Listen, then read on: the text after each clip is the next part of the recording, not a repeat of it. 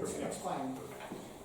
Okay, thanks very much for inviting me. And I'm going to be talking mainly about the British case, looking at Britain and its empire.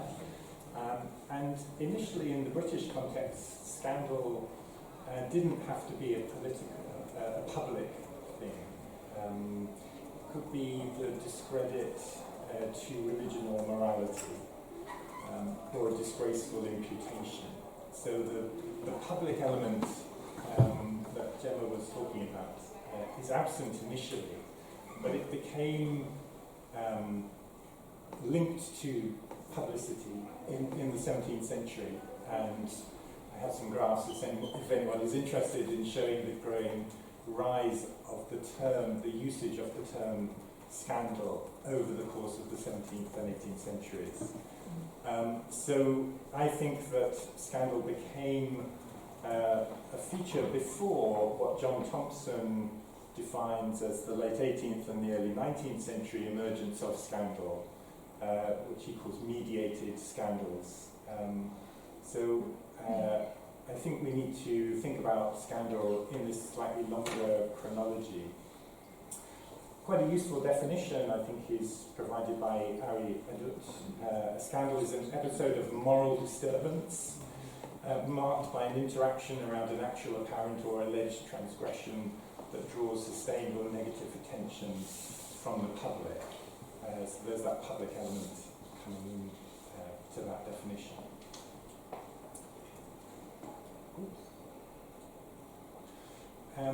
So corruption scandals helped to calibrate and what constituted a transgression and a norm, as Elise has just been talking about. Scandals were closely associated with anti-corruption and were often highly politicized events. I have a quotation here from a tract in 1807, which basically says that scandals become a political tool, such is the public detestation of corruption that he who is even suspected thereof instantly becomes an object of popular odium. Aware of this, the wily politician who seeks to render his antagonist unpopular never fails to accuse him of corruption. So anti-corruption had a very strong political agenda and indeed was part of power struggles, as we've just been hearing. And I explored some of this in the book that Richard just mentioned, which is, glad to say, coming out in paperback very shortly. And in that, I have a chapter on politics and corruption, and in that chapter I argue that the corruption and anti-corruption are not just a language, as John Pocock and others sort of rather suggested it was, but was very much embedded in everyday political contests, because it was a way of distilling grievances, it implied an ideal form of governance, it legitimized opposition, it helped to define corruption, it created contest, not least because in the British context we have a party political system which emerged in the late 17th century. And that party political system used parliamentary procedures like formal trials in Parliament called impeachments to investigate corruption cases. But there's also a lot of extra parliamentary politics involved as well. In the chapter, I also talk about the way in which corruption worked as an emotive, performative discourse. That fostered feelings of anger, contempt, indignation, and disgust. So they were theatrical events, public theatre. I'll come back to that in a moment. And scandals did have a political effect. They did remove corrupt figures, they led to incremental reform, and they were very effective political tools. And I suppose one nice example of this occurs in 1809. There had been a very long discussion, public debate about the problem of selling offices. And in 1809, this problem came to a head with two scandals, one domestic, one imperial.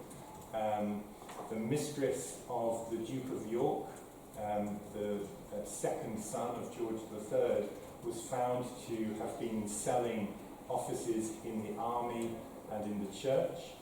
And simultaneously there was a scandal relating to the East India Company, where the directors of the East India Company were found to have been selling writerships, early career stages in the company. And that led to a new piece of legislation which banned the practice of selling offices. And it was largely as a result of those two scandals that this piece of legislation reached the statute book. So that's, I think, a good example of how scandals could work very effectively. But I want to spend most of my talk focusing on some of the limitations of scandals, and asking why do some scandals achieve more change than others? When are some unsuccessful? Why are they unsuccessful in achieving change? And the argument I want to suggest really is that there's an overwhelming tendency to blame individuals rather than to tackle larger issues. As one MP put it in the early 17th century, we must of necessity lay the fault upon somebody. And this focus on individual blame, I think, often leads to rather fragmentary and piecemeal reform. And the second problem I want to sort of raise is the problem of scandal fatigue. The fact that public attention often waned quite quickly after scandals, and that meant that some of the public pressure to effect change also waned. So I want to explore those problems in relation to three different types of corruption. First of all is the corruption of individuals, corruption as an individual failing. So this could be the result of personal sins or vices, it could be dishonesty, ambition, selfishness, and so on. And it very closely allied with that sort of sense of moral outrage that we find in the definitions of scandals. Very much the idea that there's a bad apple that's operating, and the bad apple needs to be removed from the barrel to stop the rest of the barrel becoming corrupt. And you see this sort of graphically illustrated here in the monster of corruption on the right-hand side. Somebody who is made up of all sorts of aspects of vice.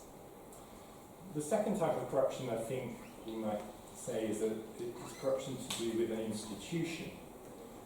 The institution could corrupt the individual, or at least allow corrupt individuals to flourish, but it's the institution that is the key problem. And I suppose a good example of this in the 18th century and into the 19th century is the East India Company, which was the semi-private, semi-public arm of the British in India, which exposed all sorts of structural failings.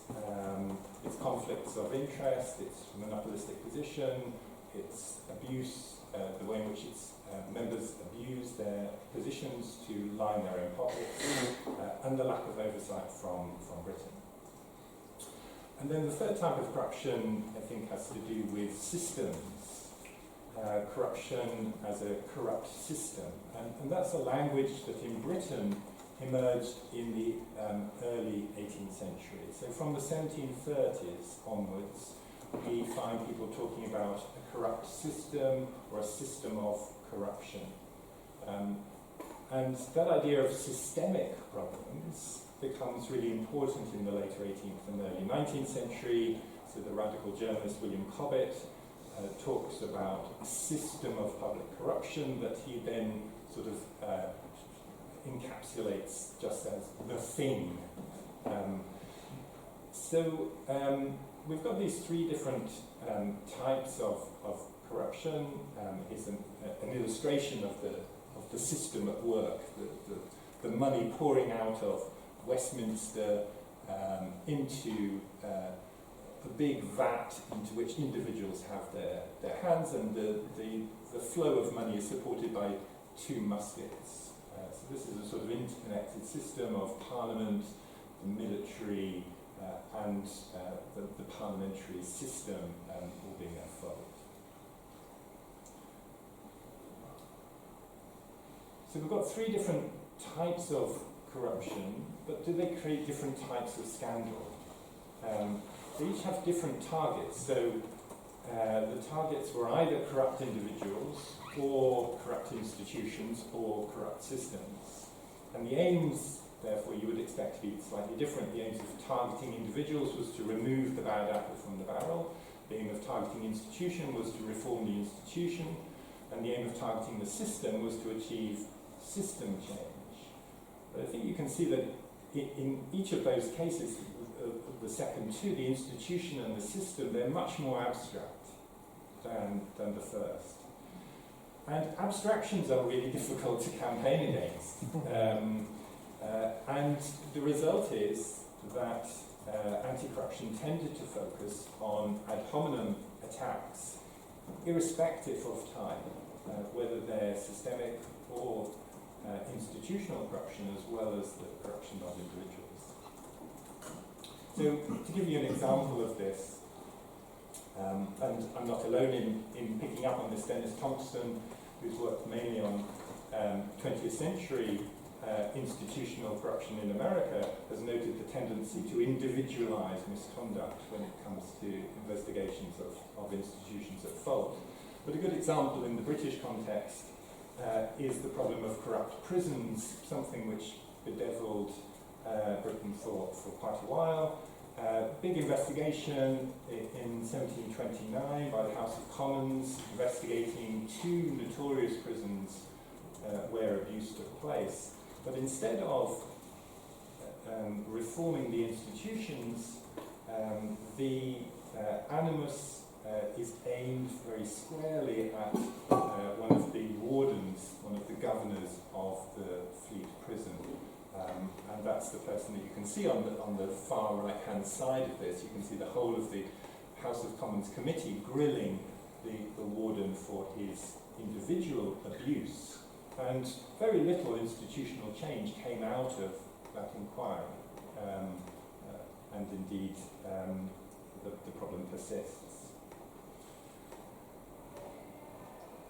Similarly, we can find with the East India Company, there are occasions when there is an attempt to sort of get to grips with the institutional problems of the East India Company, and on the left-hand side there you can see an investigation in the 1690s which did try to expose the way in which the East India Company was routinely abusing its influence over MPs. But all too often, the attacks on the East India Company also become really personalised, and we can see this from campaigns against Elihu Yale, the governor of Madras in the late 17th century, through to Warren Hastings, the Governor General of India in the late 18th century, or Sir Edward Colebrook, the resident of Delhi in the early 19th century. Often the East India Company is the problematic institution, but it's the individuals within the institution who are subject to attack. This, I think, becomes particularly interesting when we think about systemic corruption, because many of the people campaigning against systemic corruption went out of their way to suggest that systemic corruption is not a problem about individuals. So Tom Paine in The Rights of Man in 1791 says it signifies not who is minister, the defect lies in the system. So don't focus on the individuals, think about the system as the problem. And you find that the very similar sort of argument made by John Thelwell in the 1790s, when he delivered a series of lectures on system problems, the cruel system of war, the system of colonization, the system of taxation, the system of commerce, the systems of monopoly, and of course the parliamentary borough system. But he said, I would not move a finger to excite any commotion and punish individuals, but I would strike at the system of corruption. And here you see him on the right hand, on the image on the left-hand side, addressing a public protest in 1795, telling the public not to focus on individuals. It is therefore the system you must reform, not wreak your revenge upon individuals. If you destroy the villains, another set will arise in their place, whom the corruption of the system will quickly make as villainous as the former. And yet, despite those warnings, systemic campaigns often did focus on individuals. Perhaps the most famous attack on systemic corruption was made by John Wade in the Black Book, or Corruption Unmasked. But what it often does is give lists of individuals who were in receipt of places, pensions, sinecures, and so on. There is an increasing amount of editorial comment that he adds into it, but at the heart of it, I think, is a denunciation of particular individuals. And I think you can see that even in the personification of the everyday Briton as John Bull here. So this is a systemic problem, John Bull being ground down for money. So John Bull becomes a sort of popular personification of the everyman Briton in the late 18th century in order to represent this sort of systemic problem, but it's personalised, albeit in this sort of vicarious way. So the final point I want to make really is about scandal fatigue, and here I'm drawing on work done on, from media studies, but also an economist, Anthony Downs, who refers to what he calls the issue attention cycle. When a public becomes interested in a topic as a result of a scandal, but the impact of the scandal soon wears off, public attention wanes. Francis Rook applied this to thinking about how change happens, and argued that change is more likely to occur during the period of heightened concern, but less likely when the effects of the scandal begin to wear off. And I think you can see that very clearly in that 1809 scandal that I was talking about earlier on, because the legislation was passed almost at the height of the anxiety that those two scandals had created. So you have to time your legislative intervention really carefully. So thinking about the life cycle of a scandal, when it starts, when it peaks, when it ebbs away, may help us to analyse its political effect. And I don't have time to go into these two case studies very deeply, but two examples of this might be Christopher Atkinson, a contractor in the 1780s, who was accused of here he is in the pillory. He was accused of profiteering during the American wars. He was both an agent for the Navy, but he was also supplying the Navy with corn at what his enemies regarded as inflated price. And here you can see, particularly in the image on the right-hand side, a very large crowd that's developed. So this is not only publicity in the sense of print, but this is the public on the streets being really agitated about this, so much so that the government had to employ a whole ring of constables, armed constables, around the pillory to stop him being lynched. So there is a period of really intense public anger about the activities of Atkinson. And yet almost nothing substantial comes from it. In 1792 he's given a royal pardon.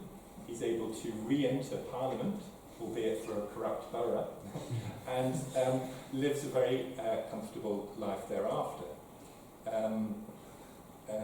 And my other example is the trial of Warren Hastings, the longest parliamentary trial in British history, which lasted from 1787 to 1795, and which ended in Hastings' acquittal.